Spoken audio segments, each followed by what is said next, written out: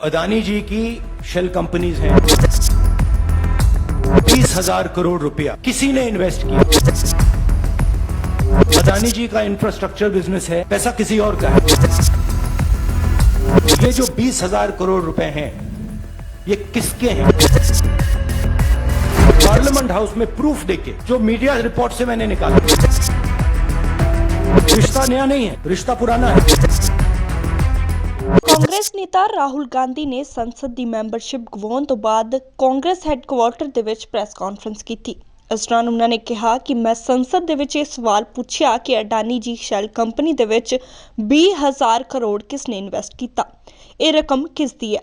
ਮੈਂ ਸੰਸਦ ਦੇ ਵਿੱਚ ਦੱਸਿਆ ਕਿ ਪ੍ਰਧਾਨ ਮੰਤਰੀ ਨਰਿੰਦਰ ਮੋਦੀ ਅਤੇ ਅਡਾਨੀ ਦੇ ਵਿਚਾਲੇ ਕੀ ਰਿਸ਼ਤਾ ਹੈ। ਰਾਹੁਲ ਨੇ ਕਿਹਾ ਕਿ ਮੈਂ ਅਡਾਨੀ ਦੇ ਮੁੱਦੇ ਤੇ ਸਵਾਲ ਪੁੱਛਦਾ ਰਹਾਂਗਾ, ਉਹ ਮੈਨੂੰ ਅਯੋਗ ਠਹਿਰਾ ਕੇ ਜੇਲ੍ਹ ਦੇ ਵਿੱਚ ਸੁੱਟ ਕੇ ਡਰਾ ਨਹੀਂ ਸਕਦੇ। ਉਹਨਾਂ ਨੇ ਕਿਹਾ ਕਿ ਮੈਂ ਪਿੱਛੇ ਨਹੀਂ ਹਟਾਂਗਾ। ਹੋਰ ਕੀ ਕੁਝ ਕਿਹਾ ਰਾਹੁਲ ਗਾਂਧੀ ਨੇ, ਤੁਹਾਨੂੰ ਸੁਣਾ ਦਿੰਦੇ ਹਾਂ। मैंने आप सब से काफी बार बोला है कि हिंदुस्तान में लोकतंत्र पर आक्रमण हो रहा है और इसका हमको हर रोज नए नए उदाहरण मिल रहे हैं। सवाल मैंने एक ही पूछा था,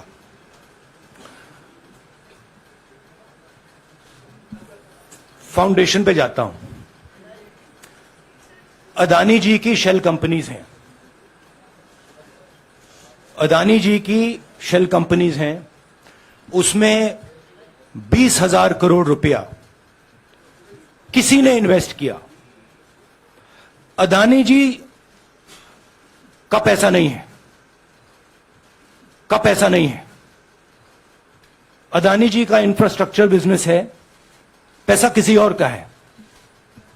सवाल यह है, ये जो 20,000 करोड़ रुपए हैं, ये किसके हैं? ये सवाल मैंने पूछा। मैंने पार्लियामेंट हाउस में प्रूफ देके, जो मीडिया रिपोर्ट से मैंने निकाला, अदानी जी और नरेंद्र मोदी जी के रिश्ते के बारे में डिटेल में बोला। रिश्ता नया नहीं है, रिश्ता पुराना है। जब नरेंद्र मोदी जी गुजरात के सीएम बने थे, तब से रिश्ता है और उसके बहुत सारे पब्लिक प्रूफ्स हैं। हवाई जहाज में मैंने फोटो दिखाई, नरेंद्र मोदी जी बड़े कंफर्ट में बैठे हुए थे अपने दोस्त, अपने मित्र के साथ। पार्लियामेंट में मैंने दिखाई। यह सवाल मैंने पूछा। फिर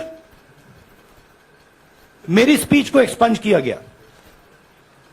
मैंने स्पीकर को डिटेल चिट्ठी लिखी, पॉइंट बाय पॉइंट, कि मैंने कहा कि एयरपोर्ट्स अदानी जी को रूल बदल के दिए गए हैं। ये लीजिए रूल की कॉपी, उसको बदला गया है। चिट्ठी लिखी, कोई फर्क नहीं पड़ा।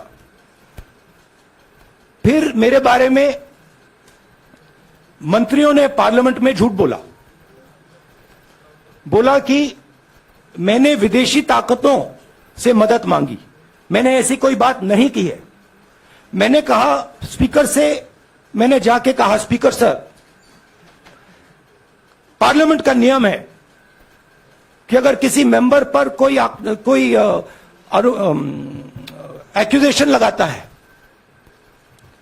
तो उस मेंबर को जवाब देने का हक होता है। मैंने एक चिट्ठी लिखी, उस चिट्ठी का जवाब नहीं आया। दूसरी चिट्ठी लिखी, उस चिट्ठी का जवाब नहीं आया। फिर मैं स्पीकर के चेंबर में गया।